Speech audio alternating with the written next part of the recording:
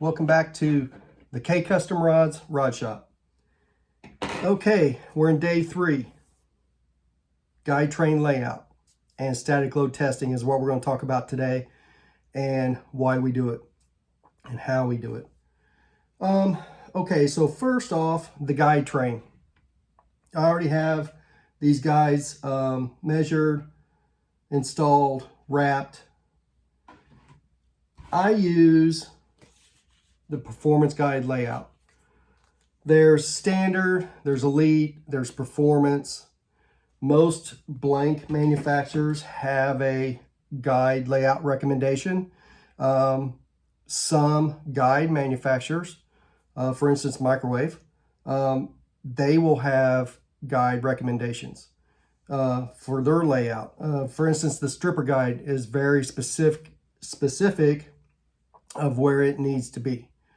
So that being said, I always use the Performance Guide layout. It's successful. It's in my opinion, the best layout out there. Now I will still start off, for instance, when I'm using microwave guides, I will go by their recommendation for the first 2 guides. And then I will go back to my Performance Guide layout and custom make that to fit where they need to be and move those accordingly. The purpose for that is we want to make sure this blank is being supported evenly throughout. Okay, we don't have big distances, we don't have peaks and valleys in our static load test. We want that line to be a direct correlation to the bend in that blank. All right, we want that line to travel evenly with that bend. We're looking for peaks, valleys, anything out of the ordinary between guide to guide. Now, in a Performance Guide layout, you will have more guides than normal, and that's good.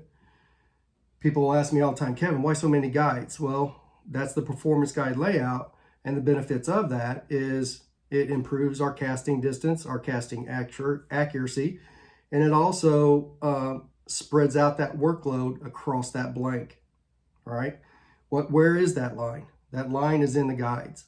And if those guides are spread out along the working part of that blank, there's no stress in one part or the other. Okay, it's all working evenly. So it's going to do 2 things. It's going to make the blank more efficient. It's going to handle the power. It's going to eliminate the torque, which is part of the reason why we found the spine. And it's also going to benefit the angler, who's going to have more control, who's when it gets into the backbone, when it gets into the power, let's say we have a larger fish, for instance, a 2.5, 3-pound smallmouth in running water or deep water. That fish goes to bulldog you, you're going to have more control over that with a Performance Guide layout. And again, like I said, the difference in casting, distance, and accuracy is off the chart. So all that being said, I've already got these installed. We do have to finish up this hook keep before we can move into our static load test. So let's do that real quick, and then we'll move on into that. So oftentimes I'm asked, Kevin, how did you start, or why did you start building rods? Well, I kind of accidentally came into it. I was going to buy a new rod, and full disclosure, the most expensive rod I ever bought to date was a Fenwick from Gander Mountain in Terre Haute. Not a cheap rod, but not super expensive either. There's a lot more expensive ones out there than that. Great rod. I can't tell you how many fish I've caught on that thing. But there's nothing wrong with it. I just wanted something different. I wanted something better. I wanted something stronger, faster. I didn't want anything out of a store. And I couldn't figure out what to do. So I knew you could have a custom rod built And I thought, you know what? Why don't you just do your own, right? After years of being in archery, I built my own arrows and arrows for people for decades. So I thought, you know what? Let me see if I can do that. So I started studying and figuring out how to learn, where to start. I got hooked up with a great mentor located in Florida. Still communicate with him, great guy, and I'll always continue to support him, his business. He has a lot of irons in the fire. He builds custom rods. He's a fishing guide. He owns his own construction business, so on and so forth. But super guy. He's always helped me when I needed it, and I'm very thankful. He helped me learn everything that I know, because everything I know came from him and experience, trial and error. But it all started with him. So I'll always be grateful for that. And then once I started building, it just became fun. It was relaxing. I would come home from work, and when I'm building, this is the only thing my mind's on, right? I'm not thinking about tomorrow. I'm not thinking about 5 minutes from now. It's actually difficult for me to be talking right now and doing what I'm doing. But it's relaxing. I enjoy it. And then, excuse me, I'm trying to get rid of this cold. If you haven't figured out, these videos are unedited. What you see is what you get. I want them to be authentic. I want them to be like you're standing here watching me right now. So once I started building, I built a few, built some for my son, built one for a couple of coworkers. Then people started seeing them. And then, pull too hard. And then I had people saying, hey, can you build me one? Well, sure, I can do that.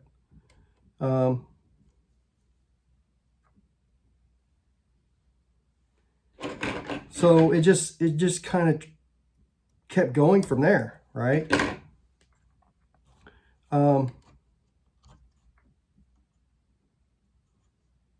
Just kept getting more and more and more. And then, I don't know, I probably had 25, 30 rods out. And I was a subscriber to a YouTube guy, and had been for a minute, that creeked fish for smallmouth. And he happened to be in Indiana. And if you haven't figured that out by now, it was Greg from Puddle Walkers Outdoor. So I'm sitting here watching a video. This is a true story. You can ask him. Pick up the phone, call him, text him, whatever. I was watching a video and he broke a rod. And I said, you know what? I'm going to reach out to this guy. So that's what I did. I emailed him. I said, hey, you don't know me, and I'm a nobody. And I think my exact words were, if you're interested, I'll build you a rod. If you don't like it, throw it away. If you do like it, use it in your videos and promote me. So, I mean, he emailed me back that day or next day. Very appreciative. And we just kind of hit it off. And so I built him a rod. And then, wait a minute, his son goes with him. He didn't know it at the time. So when I went to meet him, I had 2 rods. One for him, one for his son. And so that's how the story started. That's how I ended up on being on Puddle Walker's videos. Fast forward a year or so, I asked Greg, I said, hey, I need another guy. Who do you recommend? Well, next thing you know, it was Trey from Fish Smack. Super guy. He uses my rods. So now people have seen him, been on Facebook, so word's traveled. And this is not a livelihood at all. This is a hobby, and I enjoy it. There's not a ton of money in it. Anybody that's bought one knows exactly how much they cost. They know how much the components cost, so they can figure out how much I make. It's no secret. And it takes probably 6 to 8 hours to build a rod.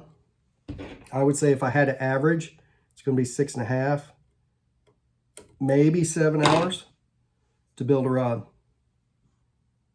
And when you look at that, of what I charge for labor over the components, it's not a lot of money.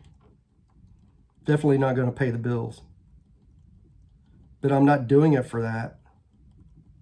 I'm doing it for the enjoyment. I'm doing it for the satisfaction of seeing a guy's face the first time he uses it, or getting a text or a picture and hearing those words, oh my God, I had no idea. It's incredible. I never imagined. Stories are always the same. Okay, so there we are. There's our hook keep sewn in. So now we are going to move to the static load test. So I'm going to get my stand over here. Close this up.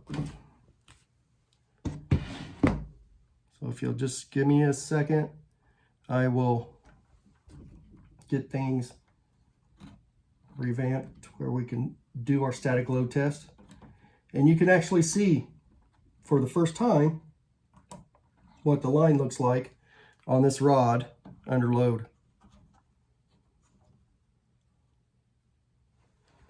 Okay. Our reel.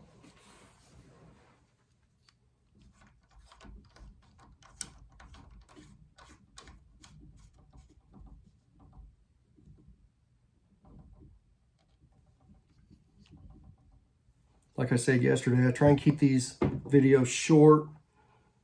It's not going to be too short today, but I can't do everything that I want to in this video and it be short. So it is what it is.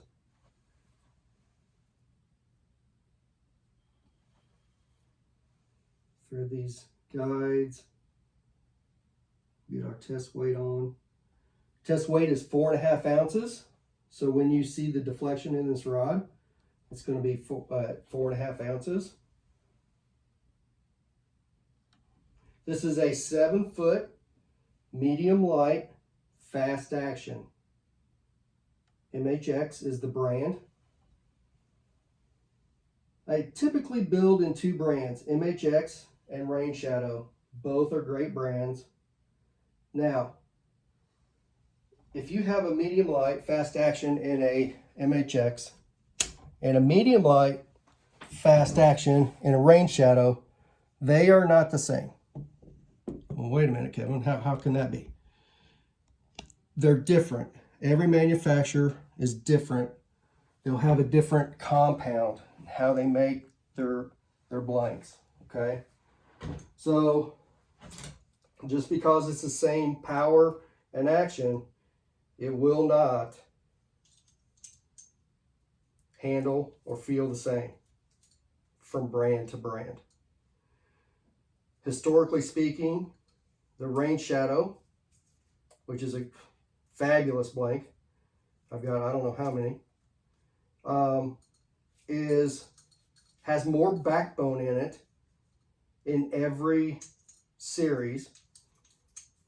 You know, ultralight, light, medium, all that. So knowing that, you just decide what you want. So when I'm wanting to build something ultra sensitive like this one, I go MHX, because I know that it's going to be, the tip is going to be faster than a rain shadow. Not to say a rain shadow is not sensitive, because they are. They're very sensitive, but not quite like an MHX. Okay. That's no good. So, you guys, we just talked about it being live, unedited. This is what you get. This is real life.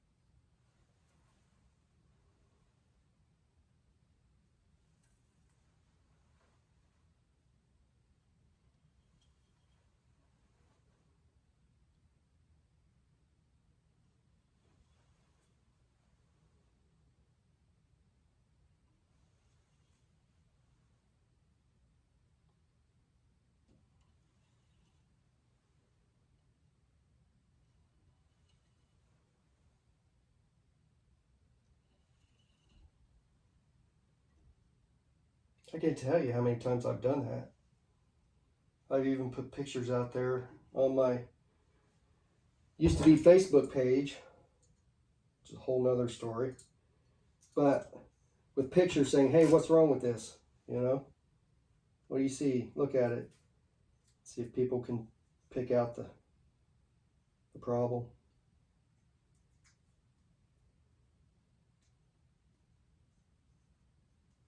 It's not the first, for sure. Okay. So again, this is 4.5 ounces. And what we're looking at, again, we're looking for this transition from the blank to the line. We want it to be even. No peaks, no valleys. We don't want any of that. It looks really, really good.